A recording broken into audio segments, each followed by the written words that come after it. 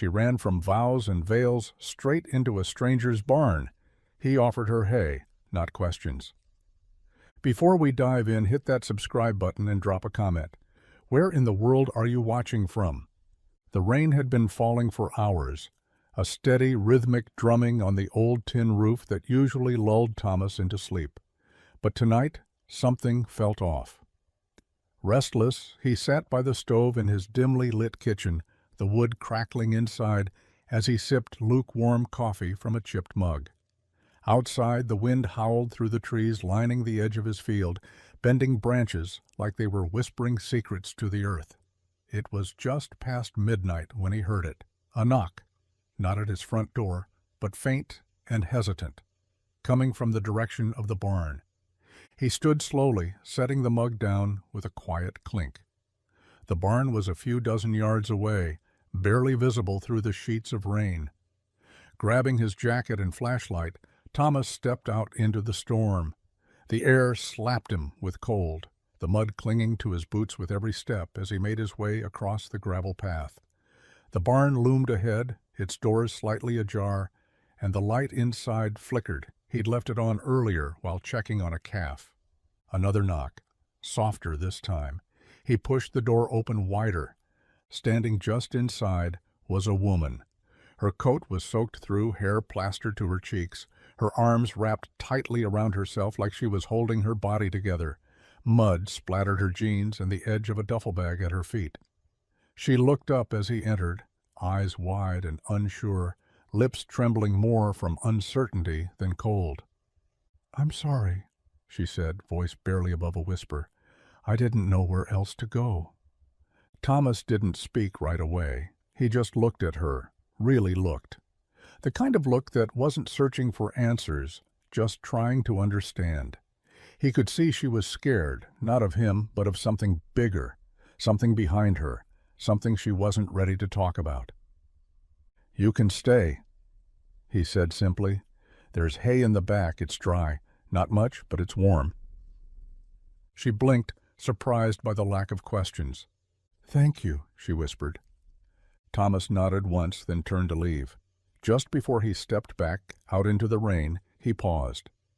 "If you need anything," he said without turning around, "I'll be in the house." Second light down the path. Then he disappeared into the storm, leaving her with the steady breath of horses and the soft hum of shelter.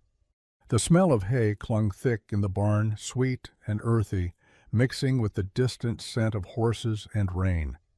The woman stood for a moment in the doorway, her bag still at her feet, her arms wrapped tightly around herself.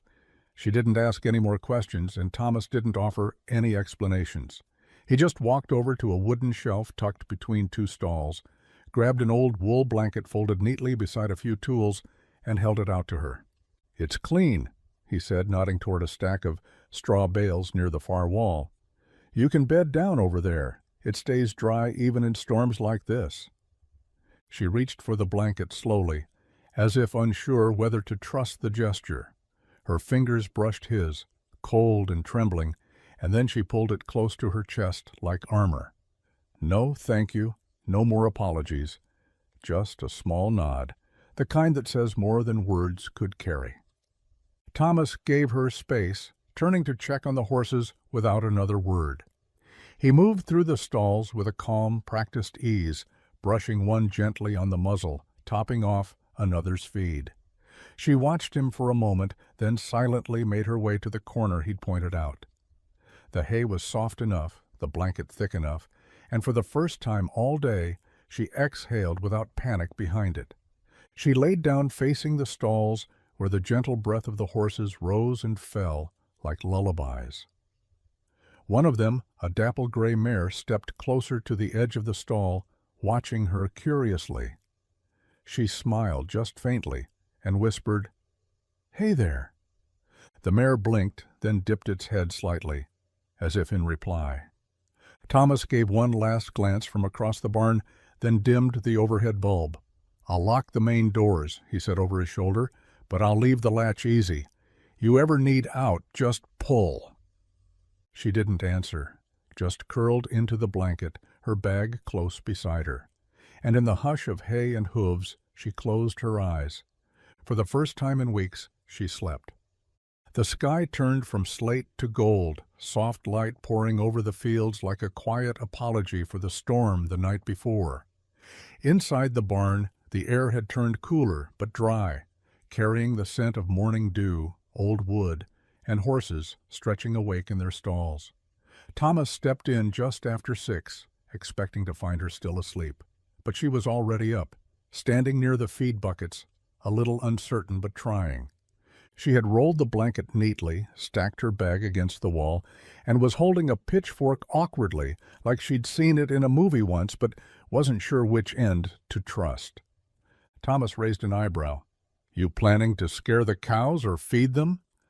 She gave him a look, half embarrassed, half defiant. "Which one gets me breakfast?" He smirked. "Feeding earns a plate. Scaring might get you sent out with a black coffee and a warning." She tried to lift a bale of hay, then gave up and leaned against it instead. "I'll take my chances." Her boots were still wet from the night before, and her scarf, clearly more fashion than function, hung limp around her neck. She didn't belong here, not in this barn, not in his morning routine, and yet she moved like someone trying to. Thomas handed her a smaller bundle of feed, guiding her gently toward the nearest stall. "Just drop it in. They'll do the rest." She obeyed, flinching slightly when the horse nudged closer, but she didn't step back. Just stood her ground and smiled, cautiously. "What's her name?" she asked, nodding at the mare from the night before. "Delilah," Thomas replied. "She doesn't usually like strangers." The woman gave a short laugh. "Neither do I." He glanced at her, noting again the city polish beneath the layer of barn dust. She had that kind of accent that sounded more boardroom than backroad, smooth, practiced, like someone used to having the last word. But this morning she kept most of her words to herself. He didn't press. Just handed her the next bucket, and together, in mismatched silence, they fed the animals. The morning wore on slow, like it always did on the farm. Chores were quiet, rhythmic, fences to check, troughs to fill, tools to oil. But even with all that needed doing, Thomas found his attention wandering, drifting toward the woman moving through the barn like a shadow still unsure of the shape she was allowed to take. She didn't talk much. When she did, her voice came measured, as though every word had to pass inspection before it left her lips. She asked where the oats were, not why he was letting her stay. She asked how many horses he had, not whether he'd seen the papers. She was keeping her story under lock and key, and Thomas didn't reach for the handle. He'd seen people on the run before, not always from the law, sometimes just from life. A man who left town after losing his job and never told his wife. A girl who showed up years ago with nothing but a backpack and eyes that never quite stopped searching. Some people left a trail. Others tried to vanish like smoke. But this woman, she wasn't vanishing. She was trying to breathe again. While she swept the barn's entryway, he watched her hands, steady, slow, careful. Not the kind of movement someone made when they planned to bolt. There was a weight in her shoulders, but it wasn't fear anymore. It was something closer to grief. Thomas didn't ask who she was or why she'd landed in his barn in the middle of a rainstorm with eyes full of sorrow and a bag stuffed with secrets. He just kept working. And when noon came and he found her still there, kneeling beside Delilah and stroking her mane like she belonged, he made his choice.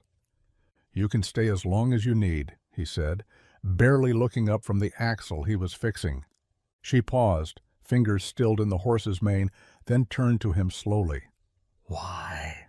Thomas shrugged. "You look like someone trying to stand still for once." She didn't respond, but something in her softened, like she'd been holding her breath and finally let go. The sun peeked through patchy clouds by mid-afternoon, turning puddles along the dirt path into mirrors. Thomas sat on the porch step, sharpening a worn garden blade, when he heard the barn door creak open behind him. She stepped out slowly, blinking against the light, her hair pulled back in a messy twist, strands clinging to her cheeks. He noticed the heels first, expensive leather caked in dried mud, the kind of shoes nobody in Maplewood wore unless they were driving through on accident. The way she stood in them, uncertain but trying to seem casual, gave her away. Then there were her nails, chipped red polish on hands that still bore the ghost of a manicure, like the city hadn't quite let her go yet.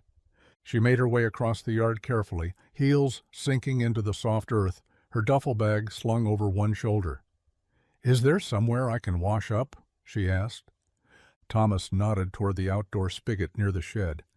"There's soap in the tin bucket beside it. Towel, too." She thanked him, her voice quieter now, less guarded.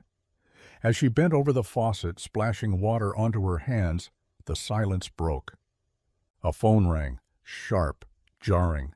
The sound of another world bleeding into this one. She froze.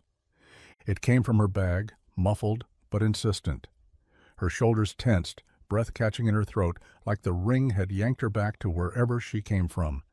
She stared at the bag as if it might explode. Thomas watched from a distance, not moving, not speaking.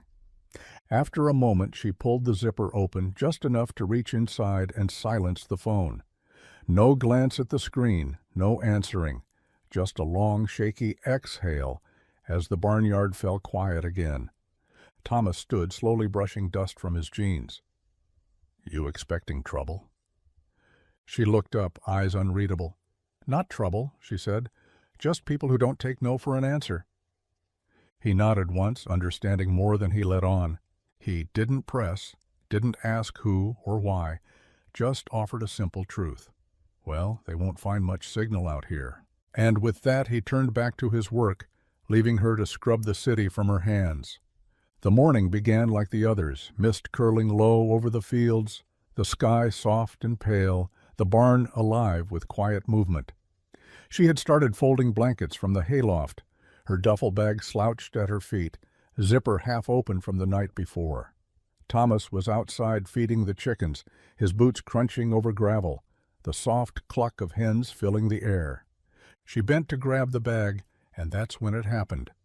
A small tug. A catch on the uneven floorboard, then the sound of fabric slipping free. The gown fell in a slow, shimmering wave across the dirt floor. Ivory satin, delicate lace at the bodice, the kind of dress that didn't belong anywhere near hay or horse stalls.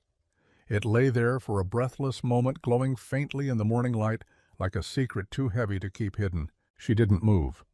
Neither did Thomas. He had just stepped into the barn's doorway when he saw it. Elegant, unmistakable, and entirely out of place. His gaze traveled from the gown to her frozen posture, to the flash of panic that flickered across her face as she snatched it up and stuffed it back into the bag like it burned to touch. No explanation, no clever excuse, just silence, and the loud, thudding question that neither of them said out loud. Thomas didn't ask. He reached for a shovel, as if the scene before him was nothing more than a passing moment. "Fence out by the orchard's leaning again," he said, his voice even. She nodded stiffly, pressing her lips into a line, the bag now zipped and clutched tighter than before. Later, when they worked side by side fixing the fence, he pretended not to notice the way she kept glancing at the barn, like the truth might spill out again if she looked away too long. And she pretended not to notice the quiet distance in his voice that hadn't been there the day before. They didn't talk about the dress. They didn't need to. But from that morning on, Thomas knew with certainty this woman wasn't lost. She was hiding. The kitchen was already warm when she stepped inside, drawn by the smell of butter and something baking.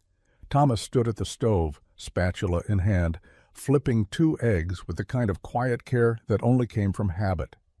A cast-iron skillet hissed softly, and the old radio on the windowsill played low country tunes that sounded like they'd been written before either of them were born.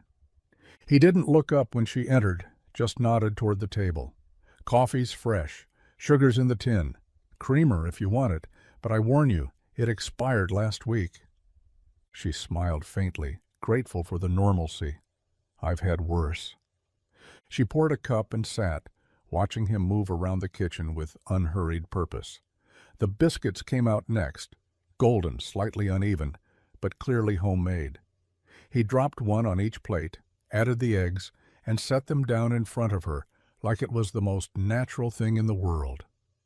She stared at the food for a second too long. "You all right?" he asked. She blinked. "Yeah, it's just, no one's cooked for me in a long time, not without expecting something." Thomas didn't flinch, just sat across from her and reached for his fork. "It's just breakfast." She took a bite, and her eyes widened. The biscuit was buttery and flaky, the eggs perfectly soft. She closed her eyes for half a second, the taste unlocking something she didn't expect. "This is the best thing I've eaten in years," she said softly. Thomas chuckled under his breath. "You must have had a rough menu." She didn't answer right away. Instead, she took another slow bite, as if savoring something more than just food. Across the table, he didn't press. He just ate in silence, the rhythm of the moment steady and comfortable. Outside, the wind rustled the tall grass. Inside, two strangers shared a table like it was the most familiar thing they'd ever done. For a woman used to cold champagne and plated silence, a biscuit in a farmhouse kitchen somehow felt like home. The sun had risen higher than usual by the time Thomas walked the fence line near the eastern pasture. The dew had mostly dried, and the mud had turned to cracked earth in places. He spotted Harold Denton's old pickup rattling toward the property line, the dust cloud behind it signaling trouble or talk, maybe both. Harold parked crooked near the gate and leaned out the window with that ever-curious gleam in his eyes. "Morning, Thomas," he called. "Didn't expect to see footprints other than yours around the barn lately." Thomas didn't break stride. "Mornin', Harold." Harold squinted across the field toward the house. "Saw someone walking toward the porch yesterday. Thought maybe one of your cousins from the city came to visit. Looked like a woman. Pretty one." Thomas paused just enough to let the silence speak. Then he bent down and adjusted the tension on a loose fence wire. Harold tried again. "Everything all right out here?" "Everything's fine." Harold scratched his chin. "Just curious, that's all. Word travels quick out here when new boots show up. Didn't figure you for the house guest type." Thomas stood slowly, wiped his hands on a rag, and turned to face him. His voice was steady. "She's passing through, helping with some chores in exchange for a warm place to stay. Nothing worth gossiping over." Harold raised an eyebrow. "That so?" Thomas nodded. "That's so." Harold sat back in his seat, clearly unsatisfied, but not foolish enough to press further. "Well, all right then. You let me know if you need anything." "I will," Thomas said, already turning back toward the fence. The truck eventually pulled away, and the dust settled behind it. Thomas stayed still for a moment longer, staring out at the distant barn. He hadn't asked for her story, hadn't pressed for a name or a reason, but now he'd lied for her without a second thought. She didn't owe him an explanation, and he didn't need one. In a town where every glance came with a question, Thomas had made a quiet choice. Whatever she was running from, it wasn't his business to expose. The morning air was crisp, the kind that carried the scent of damp wood and newly turned soil. Thomas was already out by the north fence, a coil of wire slung over his shoulder, hammer in hand, boots sinking slightly into the softened ground. The sun hadn't fully burned off the mist yet, leaving the pasture wrapped in a pale haze that made the world feel quiet, suspended. Inside the barn, she sat on a bale of hay, tying her boots with hands still learning the rhythm of country mornings. Her duffel bag rested nearby, half-zipped. The phone inside it beginning to vibrate again, a sharp buzz, then another, then again. Like a ticking clock growing louder in a room too still. She didn't move at first, just stared at the bag like it held something toxic. The phone kept ringing, the sound pressing against her temples, clawing at her calm. She knew the number without looking, same one as yesterday. And the day before that, it had called during breakfast, during the evening rain, always at the same hour, always unrelenting. This time she didn't even reach for it. She stood, slipped her jacket on, and walked out into the cold. Thomas glanced up as she approached, wiping sweat from his brow with the back of his hand. "You're late," he said, though there was no bite in his tone. She smirked faintly, tugging on a pair of borrowed gloves. "I had a meeting. I declined." He didn't ask what kind of meeting. She didn't offer more. They worked together in companionable silence, driving nails into old cedar posts and weaving wire through tired rails. She held the fence steady while he hammered. He passed her the cutters without being asked. The rhythm of the work pulled her out of her thoughts, grounded her in something simple, tangible. Back in the barn, the phone finally stopped. She never mentioned the call, neither did Thomas, because some things didn't need to be answered to be understood. The sun hung low over the fields, casting a honeyed glow across the grass as evening settled in. Thomas stood by the water trough, sleeves rolled to his elbows, boots scuffed from a day that had started before the rooster crowed. He smelled of sweat, dust, and the faint trace of engine grease that never quite washed away. His flannel shirt was faded, elbows worn through, but it fit him like it had grown into his skin. She sat nearby on the porch step, sipping from a chipped enamel mug filled with peppermint tea. Her hair was pulled back with a silk scarf, pale blue with delicate patterns, the kind that didn't belong in barns or fields. It caught the light when the breeze stirred, a whisper of softness against the rough edges of the farm. They didn't talk much, but they didn't need to. He came and went with tasks that didn't require explanation.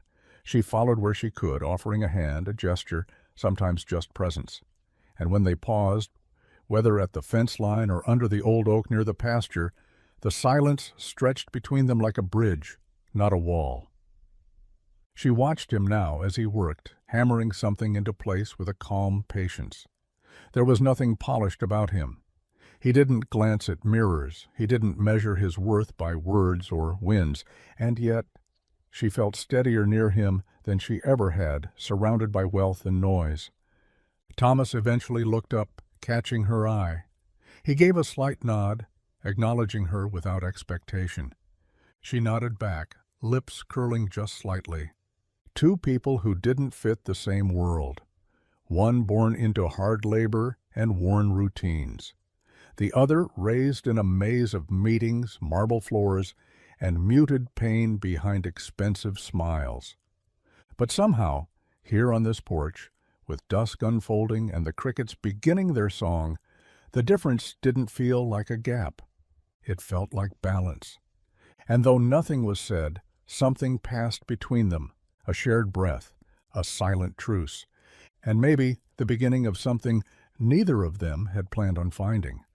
The bell above the gas station door gave a tired jingle as she stepped inside, the dry heat from the overhead vents brushing against her chilled skin. The place smelled like old coffee, motor oil, and pine-scented air fresheners. She kept her head down, hoping no one would look twice at a woman wearing a borrowed flannel and muddy jeans, her silk scarf tucked in her pocket. Thomas had sent her in for a gallon of milk and a few bolts from the supply shelf. It was supposed to be a simple errand, in and out. But as she passed the magazine rack near the register, her steps slowed. There, in glossy color, was her face. Front page of one of those loud, shameless tabloids. A photo from a gala 3 months back. Smiling, elegant, hand looped around a man in a tux. The headline screamed across the page in capital letters, "Runaway heiress vanishes before wedding. Where is Melina Grayson?" She stared at it, frozen. Beneath the photo, a collage of speculation. A tearful fiancé at a press conference, her father outside a courthouse, security camera stills of an airport terminal. The words blurred, but the story was clear. They were still looking for her. A lump tightened in her throat, but she didn't reach for the magazine, didn't crumple it, didn't even touch it. She looked away slowly, blinked twice, and forced herself to keep walking. At the cooler, she grabbed the milk. At the hardware shelf, the bolts. And at the counter, she gave a tight smile to the cashier who didn't recognize her. No one said her name. No one stared too long. Not here. Back in the truck, Thomas didn't ask why her hands were shaking slightly as she buckled in. He just started the engine and pulled onto the gravel road. She stared out the window, the trees blurring past. She didn't tell him. Not about the magazine. Not about the headline. Not about the name she hadn't heard spoken aloud in days. Because on this farm, in borrowed clothes with dirt under her fingernails, she wasn't Melina Grayson. She was just the woman helping fix fences, and that was enough. The midday sun hung warm and forgiving above the fields, softening the soil beneath their boots as Thomas knelt beside the garden bed, sleeves pushed up and hands already stained with earth. The old seed packets were spread out on a nearby crate, corn, beans, carrots. He held up the last one and glanced over his shoulder. "You ever plant anything before?" She raised an eyebrow. "I once paid a florist to install succulents in my condo." He chuckled. "Yeah, that doesn't count." She joined him anyway, crouching beside the furrowed rows, watching him dig a shallow trench with the edge of his hand. He moved with the quiet patience of someone who had learned not to rush things that needed time. "Finger deep," he said, showing her how to nestle the seeds. A little space between them, not too close, not too far. She mimicked him, fumbling at first. Her hands weren't used to this, used to keyboards, leather steering wheels, glass elevators, but still she tried. The soil was cool and soft, clinging to her fingers like it knew she didn't belong, but welcomed her anyway. When a clump of dirt slipped and landed squarely under her nail, she winced, then laughed. A sudden, unguarded sound that startled even her. She paused, the smile still caught between her teeth. Thomas looked up. "Something funny?" She shook her head, brushing her hand on her jeans. "I think this is the first time I've ever gotten my hands dirty without someone else cleaning up after me." He gave a small grin. "That's kind of the point."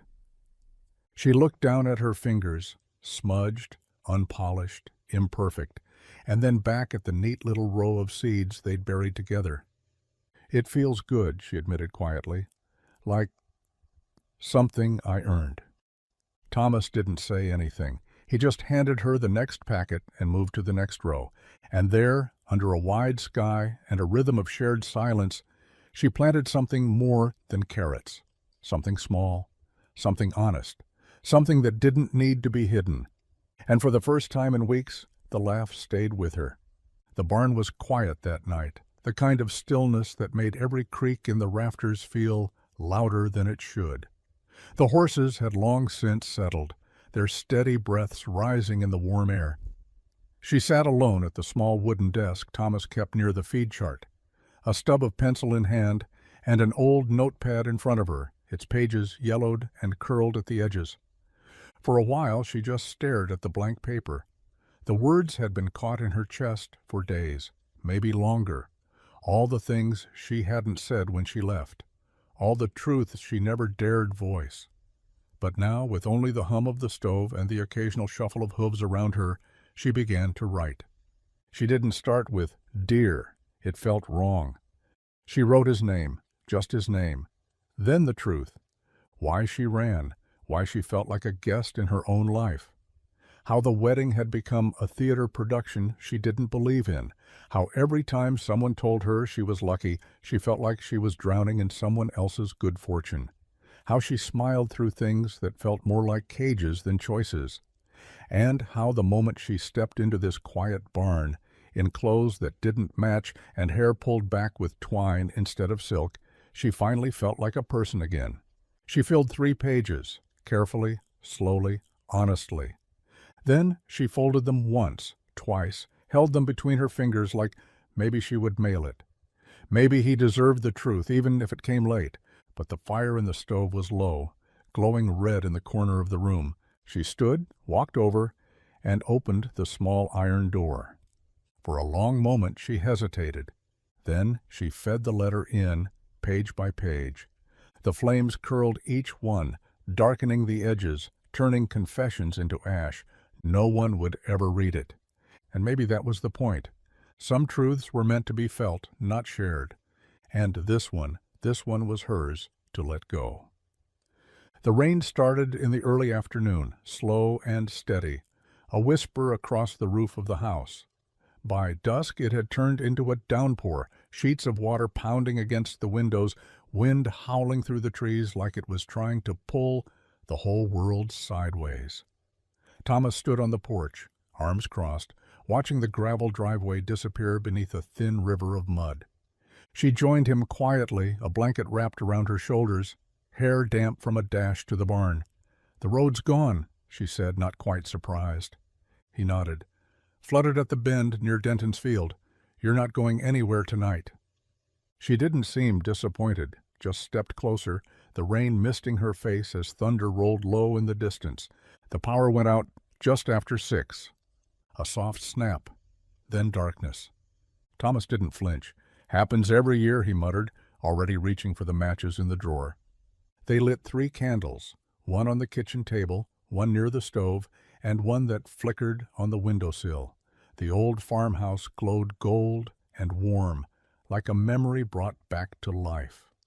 The radio was silent, the fridge quiet, and the world beyond the glass was nothing but storm and wind. In the dim light, she rummaged through the pantry and held up a can of baked beans. "Gourmet." He smirked. "Only the best, hand-selected from the top shelf of aisle 3.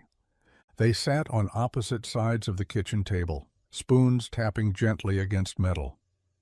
The beans were lukewarm, the bread dry, but neither of them complained. The flickering candle between them made her eyes look softer, and for once she didn't seem to be guarding every glance.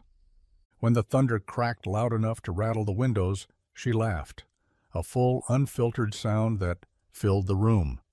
Thomas looked up from his can. "You laughing at the storm?" "No," she said, wiping her mouth with the back of her hand. "I think I'm just tired of pretending I'm not scared of it." He nodded once, thoughtful. "Nothing wrong with being scared." "No," she agreed, smile lingering, "but it feels a lot better when you're not alone in it." The tractor had been sitting idle for weeks, rust clinging to its joints like old regrets. Thomas had meant to fix it. He always meant to fix it, but other things had gotten in the way. Fences to mend, animals to tend, unexpected company to make space for. She found it one morning while helping him clear tools from the shed. "What's wrong with it?" she asked, brushing off a layer of dust from the hood. "Starter's temperamental. Fuel line's gummed up. Might be the solenoid. I haven't had the time." She didn't press, but later that afternoon, when Thomas was out in the pasture checking the herd, she returned to the tractor alone. She propped her phone up on a paint can, sat cross-legged in the grass, and pulled up videos with titles like "Fixing an Old Massey Ferguson Starter, No Mechanic Needed," and "How to Clean a Fuel Line Without Losing Your Mind." The first attempt left her with grease on her cheek and a scraped knuckle. The second left her swearing under her breath when the wrench slipped. But she didn't quit. Thomas found her 2 hours later, sleeves rolled up, hair tied back with her scarf, one leg sticking out from under the engine compartment. "You trying to kill yourself?" he asked, more amused than annoyed. She slid out, wiping her hands. "Nope, just trying to get it to purr again." He raised an eyebrow. "That so?" "Yep. Thought I'd trade in my perfume for diesel." She reached back in, tightened one last bolt, then climbed into the driver's seat. Turned the key. For a second, nothing. Then, with a reluctant sputter, the engine coughed to life. It wasn't smooth, it wasn't pretty, but it ran. She grinned, triumphant, and glanced down at him from the seat. "Told you YouTube was good for something." Thomas stared at her, not at the engine, not at the fix, but at her. The dirt under her nails, the fire in her eyes, the grit that didn't match her silk scarf, but fit her perfectly. In that moment, she wasn't a runaway. She was someone rewriting who she was, bolt by bolt. The storm returned fast, as if the sky had been waiting for the right moment to break again. Rain slammed against the roof in bursts, and the barn rattled with each gust of wind. Thomas was in the loft checking the tarp for leaks, while she stood below near the lantern, arms folded tight, watching the shadows flicker across the wooden beams. Another thunderclap cracked so loud it made the walls tremble. She flinched, jaw clenched, eyes suddenly wet, but not from the rain. Thomas climbed down slowly, noticing the change in her posture, the tension, curling through her like a wire pulled too tight. "You okay?" he asked, voice low, steady. She didn't answer right away, just stared at the hay-strewn floor like it had spoken first. Then, as another boom echoed overhead, it came out. "I ran from my wedding." The words landed like a stone in the quiet that followed. Thomas didn't speak, didn't shift, just waited. She kept her eyes on the floor, voice shaking now that it had started. "I was supposed to marry someone I didn't love, someone my parents chose, a deal between families dressed up as a love story." She exhaled hard, almost angry. Everything was planned. The flowers, the menu, the music, down to the second I was supposed to smile and say yes. Thomas took a step closer, but didn't interrupt. I sat in that dressing room with a dress I hated, listening to people toast to a future I never wanted, and I realized, if I didn't leave then, I never would. She looked up finally, eyes shining, mouth trembling between defiance and regret. "So I left. I took the car. I didn't pack right. I didn't have a plan, I just drove, and I kept driving until there was nowhere left but here." Thomas studied her for a long breath. Then he reached over, gently pulled a loose piece of straw from her scarf and said, "Well, you landed in the right place to be nobody for a while." She blinked, surprised. And just like that, the storm outside felt a little less loud. The rain softened by morning, tapering into a steady drizzle that whispered against the barn roof like it was trying to apologize for last night's fury. Inside, the air was thick with the smell of wet hay and old wood. She sat on the edge of the stall gate, hair damp, sleeves rolled past her elbows, staring into the quiet with puffy eyes and a heart still thudding from everything she'd let slip the night before. She half expected Thomas to avoid her, or worse, to push for more, to ask for details, to remind her she was a stranger in borrowed clothes who had dropped a bombshell between thunderclaps. But when he appeared in the doorway, boots muddy and shoulders soaked from the walkover, he didn't say a word, just walked in, wrung out his cap, and handed her a clean towel from the hook by the saddle rack. She blinked at it, unsure. He met her gaze, calm as ever. "You're still dripping." She took it, clutching the fabric like it meant something. He moved toward the feed bins, started scooping oats into buckets like it was any other day. No wide eyes, no judgment, just the quiet rhythm of someone who had seen enough of life to know when to let a person breathe.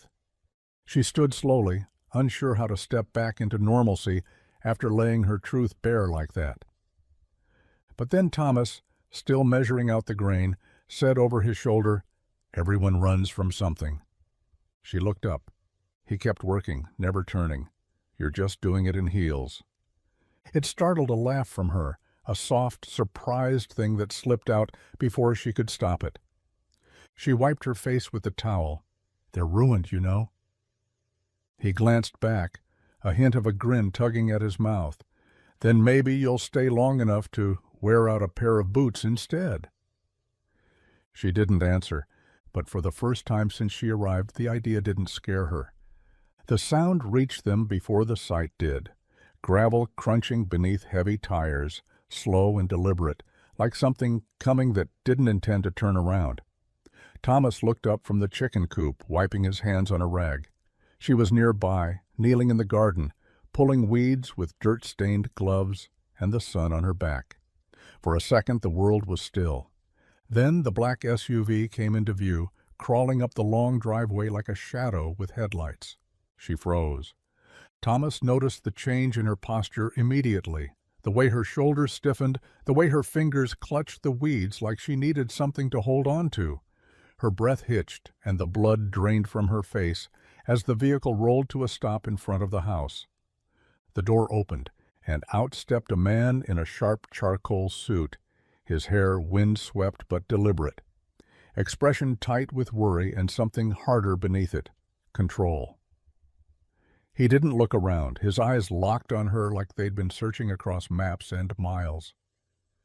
"Melina," he said, voice firm and lined with frustration. She stood slowly, trembling slightly, dust on her knees, gloves still on. "Ethan!" Thomas stayed where he was, silent but steady, eyes on the stranger, reading the tension in the air like weather before a storm. "You've got everyone losing their minds," Ethan snapped, walking toward her. "Do you even realize what you've done?" She stepped back. "I know exactly what I did." He looked around the farm, disgust barely veiled. "This? This is where you disappeared to?" "I didn't disappear, I left." "You embarrassed the family. You humiliated David. You—" Thomas took a step forward then, slow and measured, wiping his hands on the rag again. "That's enough." Ethan turned, eyes narrowing. "And you are someone who doesn't take kindly to raised voices on his land." The two men locked eyes. Neither blinked. Melina's voice broke the standoff. "You should go, Ethan." But her brother didn't move. Not yet. Because the past had found her, and it wasn't letting go without a fight. The barn door creaked in the wind as Thomas leaned against its frame, arms crossed, jaw set. The late afternoon light spilled across the yard in long golden streaks, but the tension in the air turned everything cold. Ethan stood near the porch, tie loosened, hands on his hips, pacing like a man too used to getting answers without asking twice. "She won't talk to me," he said sharply, turning to face Thomas. "Won't return calls. Won't explain a thing. And now you're hiding her?" Thomas didn't flinch. "I'm not hiding anyone." "Then tell me where she is." "No," Thomas said, plain and unmoving. Ethan's eyes narrowed. "You don't know who you're dealing with." "I don't need to," Thomas replied, voice quiet but solid as bedrock. "What I do know is she's safe here. She's not locked in, not under guard. If she wants to go back with you, she will." Ethan stepped closer, lowering his voice. "This isn't about safety. It's about responsibility, family. Do you even know what she walked away from?" "I don't need to know," Thomas said again, slower this time. "That's her story, not mine, and definitely not yours to force out." The wind caught the edge of Ethan's coat, flaring it slightly as he looked past Thomas toward the fields. There was a flicker of something, doubt maybe, or recognition that this man, quiet and stubborn, wasn't about to move just because someone from a richer world barked twice. "She's hurting people," Ethan muttered. "There are headlines. Investors. People asking questions." Thomas stepped off the frame and onto the porch, calm but firm. "Sounds like you're worried about your name, not her." That struck a nerve. Ethan's mouth twitched, but he didn't argue. Thomas looked him straight in the eye. "She's not your property. She's a grown woman. She stays here because she wants to. And she'll leave when she's ready, not because you showed up with a suit and a lecture." For a long moment no one moved. Then Ethan exhaled through his nose, sharp and bitter. "This isn't over." Thomas nodded once. "Didn't think it was." And with that Ethan turned, got back into the SUV, and drove off. He never saw her watching from behind the curtain, but she saw everything. She sat on the floor just inside the back mudroom, knees pulled to her chest, heart pounding in her ears as the voices from outside filtered through the thin wooden walls. They weren't shouting, but it was louder than silence, and every word her brother said cut like a memory she hadn't asked to relive. She had known Ethan would come eventually, known that someone from that world, the world of white gowns and cold diamonds and scripted futures, would come looking. She just hadn't expected Thomas to stand between it and her like a barn door in a storm. She heard it all, every calm refusal, every line he drew without raising his voice. And when the SUV finally peeled away, kicking gravel into the wind, she didn't cry. She just sat there, still, shaking a little. But still. That night, she didn't sleep. The storm was gone, but her mind wasn't quiet. She lay awake in the loft above the stalls, staring at the rafters. tracing the patterns of old beams and forgotten cobwebs. Her breath rose and fell with the soft rhythm of the horses below, but inside her thoughts thundered louder than any hoofbeat. She thought of the dress in her bag, of Ethan's face, of Thomas's eyes when he said, "She's safe here." She thought of how it felt to fix a tractor with her bare hands, to laugh over canned beans, to get dirt under her nails planting carrots she might someday eat. She thought of the silence that didn't demand anything from her, the quiet that didn't press her to smile or explain or pretend. And when the first pale threads of dawn reached over the hills, brushing the barn in soft gold, she sat up slowly. She didn't need a mirror to know something in her face had changed. She climbed down from the loft barefoot, walked past the still sleeping horses, and out into the morning air with bare arms and steady breath. She looked at the road, the one Ethan had come from, the one she'd escaped on, and then she turned away from it. She wasn't going back. The general store smelled like sawdust and old leather, sunlight streaming through the dusty front windows in strips that made everything feel like a snapshot from another life. She stepped through the door alone, her scarf tied loose around her neck, the duffel bag slung over one shoulder. Inside it, tucked in the bottom, were the heels she'd worn the day she left everything behind, scuffed, mud-stained, still holding the memory of cold pavement and shaking hands. She wandered past rows of canned goods, tractor oil, and mason jars until she found the boots, sturdy, worn-looking, even when new, the kind of shoes meant for mud, not marble. Her fingers hesitated over the laces, brushing the leather slowly, as if touching a choice before she spoke it aloud. The clerk approached. "Looking for something special?" She gave him a small smile. "No, just something that lasts." She bought them with crumpled bills Thomas had slipped her quietly for helping mend the fence last week. No credit cards, no signatures, no last names. Out front, she sat on the store's wooden steps and unzipped her bag. She pulled out the heels, the designer ones with the gold lettering on the insole and a story in every scuff. She held them in her hands for a long moment, then set them gently on the edge of the bench, not thrown away, just left behind. Then she slipped her feet into the boots. They didn't fit perfectly, not yet, but they were honest, heavy in the right way, meant to carry weight. Back at the farm, Thomas didn't say anything when he saw them, just nodded once from where he stood by the chicken coop. But she caught the flicker in his eyes, the quiet recognition. This wasn't a costume, not a disguise for hiding. She wasn't pretending anymore. She wasn't the runaway heiress trying to pass the time. She was someone who chose to stay, someone ready to work, to walk, to root herself in something real. And these boots, they weren't just shoes. They were a beginning. The late afternoon sun stretched long across the fields, casting everything in amber. The fence line buzzed with the low hum of insects and the soft creak of weathered wood.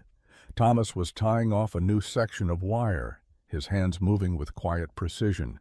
She stood beside him, holding the spool steady, the two of them working in the kind of silence that didn't need filling. Their shoulders bumped more than once, each time unspoken, each time left alone. He passed her a pair of gloves without looking, but their fingers brushed, brief, warm, and longer than necessary. Neither of them said anything. But something shifted. She leaned against the fence post while he tested the tension. "It's almost straight," she said, tilting her head with a small smile. "You're slipping." He glanced sideways at her. "Blame the company." She laughed, soft and natural. It echoed across the empty pasture like it belonged there. They moved to the next section, but slower this time. Less about finishing, more about staying in the moment. The last loop of wire was stubborn, and she reached to hold it down just as he did. Their hands landed together, palm against palm. She looked up, surprised by how close he suddenly felt, and he didn't step back. Neither did she. The wind picked up, tugging at her scarf. A bird chirped somewhere far off. Time bent for just a second, and then they kissed. It wasn't dramatic, it wasn't scripted, just simple, unsure, and real. A touch of mouths, soft and slow, like testing the waters of something neither of them had dared name. When they pulled apart, her eyes searched his, steady and a little breathless. "That was unexpected," she murmured. Thomas gave a small nod. "Yeah, but not wrong." "No," he said, not wrong." She smiled, the kind that bloomed slow and wide, and turned back to the fence.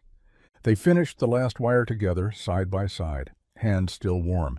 And though nothing more was said, the space between them had changed. Not filled, just finally open. The first whispers started at the diner.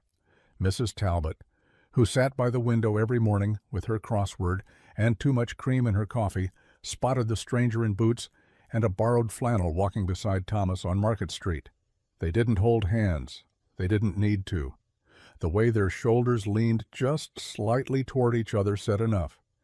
By afternoon, the whispers had traveled from the post office to the feed store and back again. "Thomas has a woman out at the farm. She's not from around here. Heard she's from the city. She looks like someone who used to be somebody." And just like that, Maplewood did what Maplewood always did. It noticed. Some folks tilted their heads with curiosity. Others raised their eyebrows with concern. People remembered the last time someone new passed through and didn't stay. Small towns had long memories and short patience.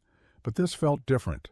She wasn't loud, she wasn't flashy, she didn't seem like trouble, not exactly. And Thomas, well, Thomas had never looked lighter. The man who used to nod and grunt his way through conversation had started smiling more, laughing even. He showed up to the hardware store cleaner than usual, and someone swore they saw him buying flowers at the stand by the school. "He's got that look," said old Roy from the mechanic shop, pointing to his own face, "the kind of look a man gets when he doesn't want something. He needs it." Still, not everyone was sold. "She's running from something," muttered Gail from the quilting club. "Women don't end up on a farm in the middle of nowhere without a reason." But most didn't mind. Maplewood knew love when it saw it, even if it arrived muddy and unannounced. And as the days passed and her name still stayed unspoken, they started calling her something else. Thomas's girl. Not with mockery, not with malice, just with a little hope. Because in a town where nothing stayed secret, this felt less like scandal and more like a story worth watching. The knock on the farmhouse door came just as the sky turned that soft gray that meant rain was close but hadn't made up its mind. Thomas was out in the shed, and she was slicing apples in the kitchen, the radio humming something gentle from the corner. When she opened the door, the knife still in her hand, her heart dropped. David stood there, pressed shirt, neatly trimmed hair, the same dark eyes she used to think held safety. Now, they only reflected a life she'd stepped away from. "Melina," he said, voice quiet, uncertain. "Can I come in?" She didn't answer right away, just stepped aside. He entered slowly, glancing around the modest kitchen. It smelled like cinnamon and wood smoke. He looked out of place here, like someone wearing a suit to a bonfire. "I've been looking for you," he said. "Not just me, your father, your mother. They're worried." She set the knife down. "Worried about me or about the headlines?" He flinched. "Both." He sat at the table without being asked. His hands fidgeted with the edge of his sleeve. "I'm not here to yell or to drag you back. I need to understand." She leaned against the counter, arms crossed. "You want the truth?" He nodded. "Yes, please." So she gave it to him. She told him about the suffocation, about how every choice had been made for her, from the dress to the guest list to the vows she was supposed to recite with a smile. She told him how tired she was of performing, of being seen and not known, of being someone's daughter, someone's fiancée, someone's accessory to a life that never felt like hers. "I didn't run because I hated you," she said, her voice breaking. "I ran because I didn't know who I was anymore. And I was scared I never would." David sat in silence for a long moment, then nodded slowly. Not angry, just sad. I wish you'd said something before. She looked out the window where Thomas was walking toward the barn, unaware of the visitor inside. I didn't know how, she whispered. David stood. You look different. She smiled, small but true. I feel different. And for the first time, he seemed to believe her. They stepped out onto the porch together, the late afternoon sun cutting through the trees in soft beams, painting the floorboards in gold. David stood with his hands in his pockets, staring out over the fields like he was trying to understand what had drawn her here, what had kept her. She didn't rush him. She had said what needed saying. For once, silence wasn't something she feared. I meant what I said, he began, voice careful. I know we didn't build things right. I know it wasn't fair. She looked over, waiting. I'm not here to shame you back into anything. I'm just offering something simpler. No big wedding, no contracts, just you and me. A chance to start fresh. There was something in his eyes, sincerity maybe, or maybe just the ache of someone who thought they could patch a cracked vase if they held it tightly enough.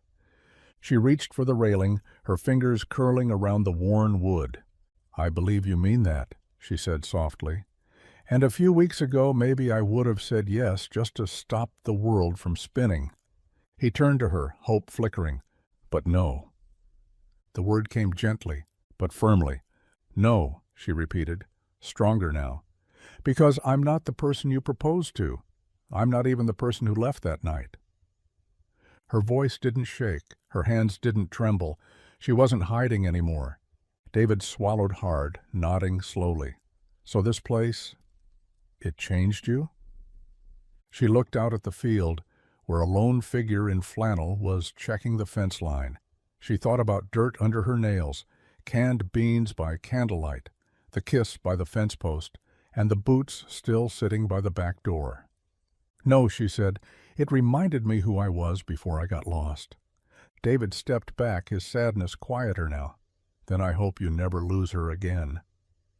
She smiled, not out of guilt, not out of pity, just out of peace. Me too. The sky was streaked with the soft pinks and purples of a quiet evening, the kind that wrapped the farm in stillness. Thomas stood by the shed, coiling rope with the kind of focus that gave his hands something to do while his thoughts wandered elsewhere. Behind him, the barn door stood open, letting in the warm breath of hay and horses. She found him there, her boots crunching softly over gravel, a folded note in her back pocket she'd written, but never needed to give. Her scarf was looped loosely around her neck, not because it matched anything, but because it smelled like the barn, the fields, and faintly, him. He looked up as she approached, squinting against the setting sun. Fence all right? She asked gently. Needs work, he replied, setting the rope down, but it'll hold for now. She nodded, then stood there quietly for a moment, hands in her jacket pockets, rocking on her heels. Thomas waited, sensing something unspoken just behind her breath. Finally, she looked at him, eyes steady. I've been thinking, she said, about where I go from here, what I'm supposed to do next. He didn't speak, just watched. She exhaled slowly. And I keep coming back to this place, to you, to mornings that smell like coffee and dirt, to quiet dinners and fixing broken things. And I realized. She paused, almost laughing at herself. I don't want to leave, not because I'm running anymore, but because I'm finally still. Thomas took a small step closer, the air between them warm with everything unspoken. I'm not asking for anything fancy, she said, voice soft but clear. Not a ring, not a big moment. I just want to know if I can stay, really stay. Not as a guest, not as a problem you're helping solve, but as your partner. His eyes didn't change, but something in them settled deeper, like a storm pulling back. He reached out and tucked a loose strand of hair behind her ear. You already are. And with that, no promises were needed, because something better had already been made. The old frame sat at the edge of the property, half covered in weeds, its metal ribs poking from the earth like the bones of a dream someone had given up on. Thomas had mentioned it once, how he always meant to rebuild the greenhouse, but never found the time, or maybe the reason. Now they had both. She stood beside him in the early morning light, sleeves rolled, hair tied back, work gloves tugged tight. The sun had barely cleared the hills, casting a gold wash over the field as they surveyed what would become theirs. Not just his land, not just her refuge, but something they were shaping together. He handed her a wrench without a word, and she began unfastening rusted bolts, laughing when one snapped off in her hand.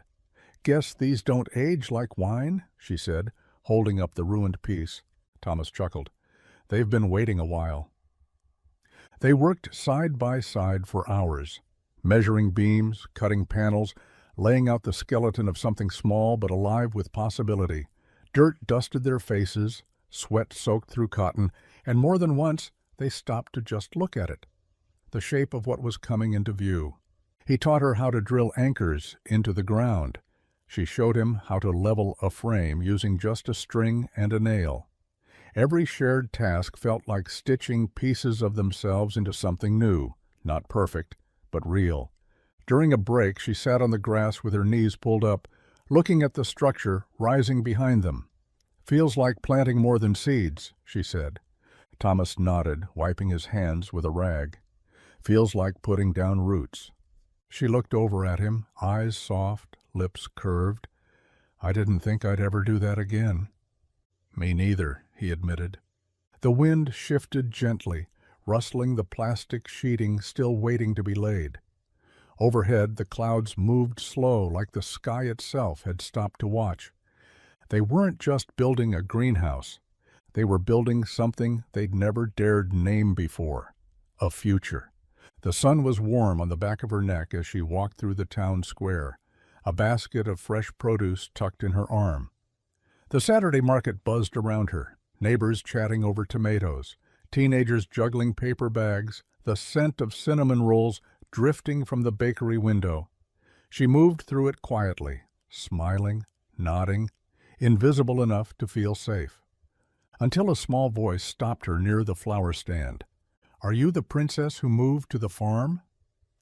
She turned and found a girl no older than 7, freckle-faced and wide-eyed, holding a jar of homemade jam with both hands like it was treasure.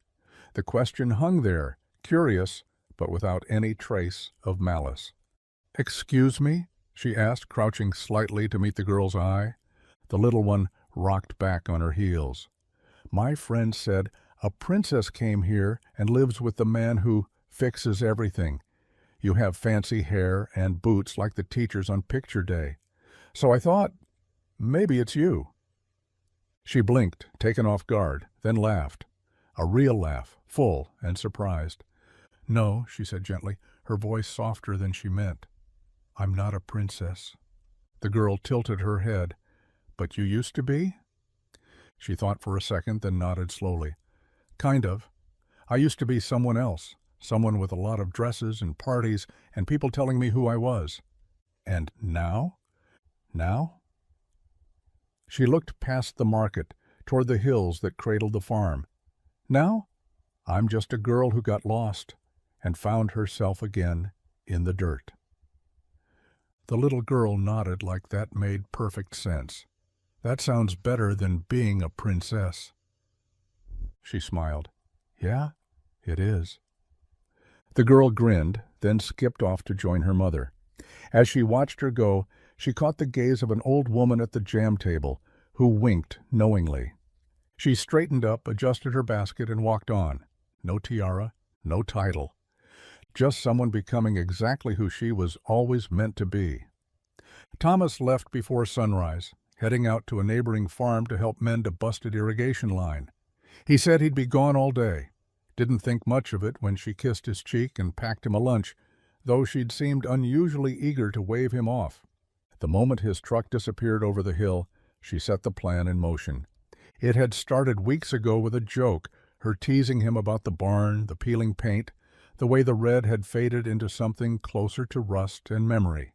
He'd shrugged and said it didn't bother him. but she'd seen the way his eyes lingered on it when he thought no one was watching. So she went to work. She'd talk to the town quietly. Emily from the school brought her dad. Mrs. Talbot came with cookies and extra brushes. Even Roy from the mechanic shop rolled up with an old ladder and a half-smile that said, "Don't make this sentimental." All day, under the soft hum of country music and the laughter of people who hadn't had a reason to gather in a while, they painted. Coats of bright, fresh red swept over the old wood like a second chance. She worked the hardest, smearing more on her jeans than the wall half the time, climbing up the ladder and smudging her cheek with paint she didn't notice. Every stroke felt like love in motion, unspoken but understood. By late afternoon, the last brush was rinsed, the last hand waved goodbye. She sat on the porch steps, exhausted but glowing. Then she heard the truck. Thomas pulled up slow, brow furrowed as he stepped out, expecting everything to be the same, but when he turned toward the barn, he froze. The sun had begun to dip, casting firelight across the hill, and there it was, his barn, gleaming red like it had been waiting all these years to come back to life. She stood, nervous now. "Surprise," she said softly. He didn't speak, just looked at it, then at her, and then he smiled, bigger than she'd ever seen. "You painted my past," he said, voice thick, "and gave it a future." Morning came quiet. The sky washed in soft blues and pale gold. Dew clung to the garden leaves like little promises, and she stood at the edge of the rows with dirt on her knees, staring at the lettuce she had planted weeks ago. It had sprouted almost shyly at first, tiny, unsure, but now it stood full and vibrant, glowing under the morning light with crisp, proud leaves. Thomas was nearby fixing a gate hinge, glancing over now and then, but giving her space. He knew this was her moment. She reached down, fingers brushing the base of the first head, feeling the cool weight of it in her hands. The scent of earth rose around her, clean and rich, the smell of something real. Something earned. She pulled gently, and the roots came free with a quiet snap. That's when it hit her. She crouched there, lettuce cradled in her arms like something delicate. And the tears came, sudden, soft, unstoppable, not loud, not dramatic, just tears that had been waiting. She didn't sob, she didn't wipe them away, she just let them fall. Because it wasn't just lettuce, it was proof. Proof that she could grow something, that she could stay somewhere long enough to see a beginning turn into something beautiful, that she was no longer just surviving or running or pretending. She was rooted in dirt, in effort, in this life. Thomas didn't come over. He just kept working, letting her be. She was grateful for that. Later, when she walked back to the house with a basket full of green, eyes still red but face glowing, he met her on the porch. "Looks good," he said. She nodded. "Tastes better?" He didn't ask why her cheeks were damp. She didn't explain. Some harvests speak for themselves. And this one, this first crop under her hands, was more than food. It was healing. The evening air was thick with the scent of soil and honeysuckle, the sun bleeding into the horizon like it had nowhere else to be. She was pulling weeds near the carrot rows, her sleeves rolled up, dirt caked beneath her nails, when Thomas wandered over with his hands in his pockets and that unreadable half-smile on his face. "You missed a spot," he said, pointing to a patch of soil just beyond her reach. She gave him a look. "I've been at this for 2 hours. Humor me." With a sigh and a teasing roll of her eyes, she moved over to where he stood. The soil was softer there, freshly turned in a way that made her suspicious. "Did you bury something weird again, like that wrench you lost last week?" He shrugged. "Maybe." Still playing along, she dug with her hands, brushing past clumps of dirt until her fingers struck something hard. Square, smooth, out of place. She froze, looked up at him, then back down. It was a small wooden box, barely larger than her palm. Her breath caught. She lifted it carefully, brushing away the earth, and opened the lid. Inside, nestled in a bit of cotton, was a ring, simple, elegant, a single stone that caught the last light of the day and shimmered like it had been waiting just as long as she had. She looked up, eyes wide, heart pounding. Thomas knelt, not formally, not theatrically, just dropped to one knee in the dirt beside her. No speech, no spotlight, just this. "I didn't want to make a big thing of it," he said quietly. "I just wanted you to know that I'm all in, that you're home, if you want to be." She blinked fast, a tear slipping down her cheek, mixing with the dirt smudged across her skin, and then she nodded. Not because it was perfect, not because it was expected, but because it was him, and it was enough. They didn't need champagne. They had soil under their nails. And that was more honest than any ceremony. The field looked almost the same. Rows of carrots and lettuce stretched neatly toward the horizon, the old barn standing proud in its coat of red, its walls holding the quiet stories of seasons come and gone. The air was thick with the scent of earth and warm hay, and birds sang from the trees like they'd always known this land was sacred. She walked slowly, boots muddy from the morning rain. Her daughter perched on her hip, one small arm looped around her neck. The little girl had Thomas's calm eyes and her stubborn jaw, and she was asking endless questions the way 3-year-olds do about clouds and cows and why worms lived in dirt.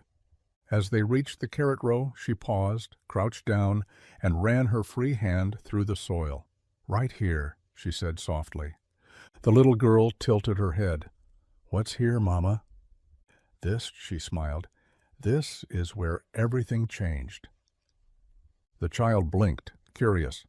So she told the story, not with the full weight of who she used to be, but in the way you tell a fairy tale that's too real to be made up. "I was lost," she said gently. "Not the kind of lost where you need a map, the kind where you forget who you are. I had fancy shoes and cold hands and no idea what came next. Then I found a barn, and a man who didn't ask questions. He just handed me a blanket and let me breathe." Her daughter listened, still and wide-eyed. "I slept right there, near the horses.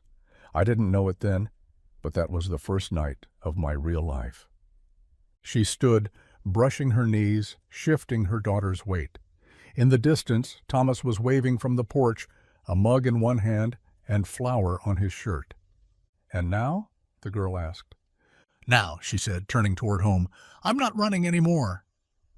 They walked together hand in hand, and with every step through the soft, forgiving soil, she knew. This wasn't the life she planned, but it was the life that saved her.